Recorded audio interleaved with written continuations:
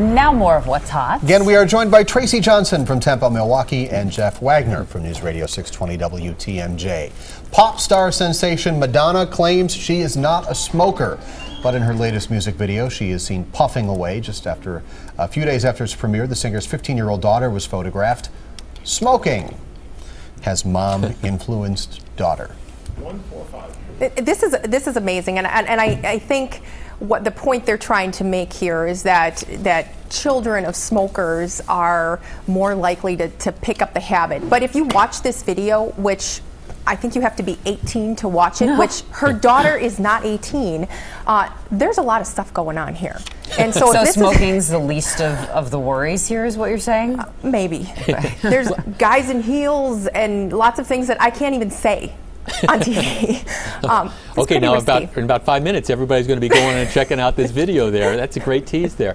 You know, I mean, here it is the reality. If you look at people who wear, for example, seatbelts, one of the big indicators is whether or not the parents wore seatbelts. Same thing true with smokers. I mean, if you look at if mom or dad are smokers, chances are much greater that the child is going to be a smoker.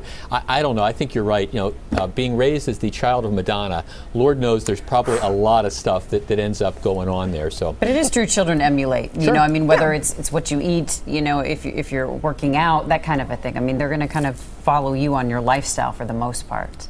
Yeah, I will tell you this. Having said that, I still, in today's day and age, I don't understand why young people, particularly young women, you see so many of these people that start smoking. Okay, I understood, you know, if you did it in the 60s before you knew how bad it was, but why anybody in their right mind would start smoking, you know, in today's day and age, knowing what we know, child of Madonna or not, I don't get it. Listen to Jeff Wagner. Wow. Third How do you feel? Final topic here, The Hunger Games. If you hadn't heard about this teen novel that's now a movie, you've been living under a rock. That would be me. This weekend, the blockbuster brought in $214 million worldwide, a record for a non-sequel flick and the third largest opening weekend of all time. I think I started hearing about this a couple days ago. Didn't I ask you what are the Hunger Games? And you did. Couldn't answer. You know, just for the... we're both in the dark. I can answer no questions about Twilight, the Hunger Games, any of the Harry Potters, the Lord of the Rings. I know nothing about any of this. I can do Twilight because my I can name all 9 Supreme Court justices. best friend's teenager was into Twilight. So Tracy, I don't know what we're going to do with them. I mean, look, just because of what I do for a living, I got to be up Games? on. I read them all. Yeah. I have to be up on pop culture, and that's the thing. Here's what I think the great aspect, I don't know that I'm going to go see the movie, but I did read the books.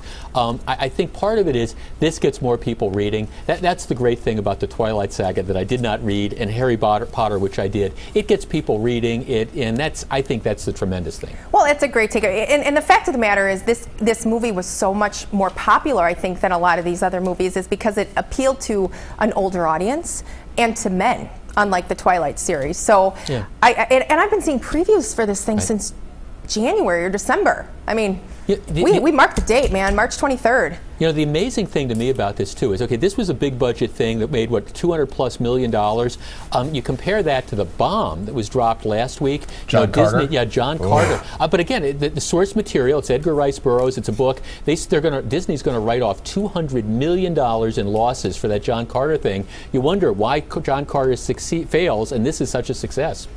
Well, and maybe also the Hunger Games succeeded because there were such stinky movies out at the theaters. Yeah. They're something good to books. do. Because teenage girls seem to love the Hunger Games. Yeah, but and that's all you need. And that's all you need. The mass audience of teenage girls, there you go. A driving force. People dressing up. I have a friend who was at a 10:30 showing on a Saturday morning, and there were 5 other theaters showing the same movie. It's crazy. I went to the midnight showing of the last Harry Potter movie. I did not dress up, though. Wow. And you sat way in the back. We're taking a break now before Jeff gets himself into too much trouble. We will be right back.